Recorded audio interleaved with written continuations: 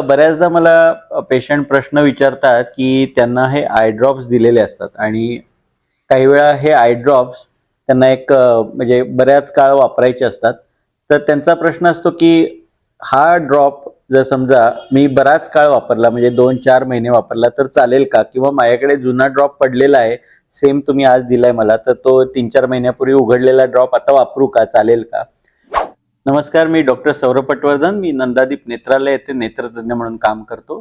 तर याच्या मागे जो नियम आहे तो असा आहे, या ड्रॉपवर 2 गोष्टी लिहिलेल्या असतात. पहिली गोष्ट असते त्याची एक्सपायरी डेट.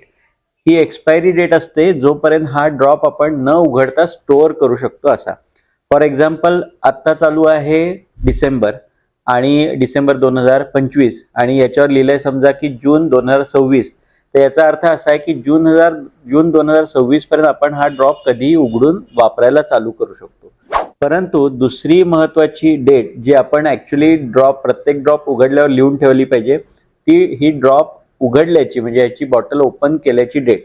समजा याच्यावर लिहिलंय की 15 डिसेंबर 2025 ला हा बॉटल जी आहे ती ओपन केलेली आहे, तर त्यानंतर नियमानुसार 1 महिन्यापर्यंतच तुम्ही हा ड्रॉप वापरू शकता. म्हणजे 15 जानेवारी पर्यंत तुम्ही हा वापरू शकाल, पण त्यानंतर हा ड्रॉप वापरू नये. इंटरनॅशनली सुद्धा जे रेकमेंडेड गाईडलाईन आहे त्याच्यामध्ये असं आहे की आय ड्रॉप्सची बॉटल एकदा ओपन केल्यानंतर 1 महिन्यापर्यंतच वापरावी.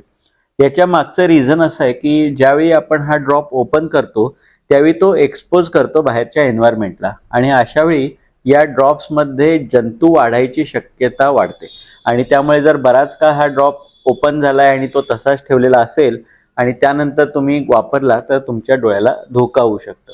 त्यामुळे लक्षात ठेवा, पहिली गोष्ट एक्सपायरी डेट बघा.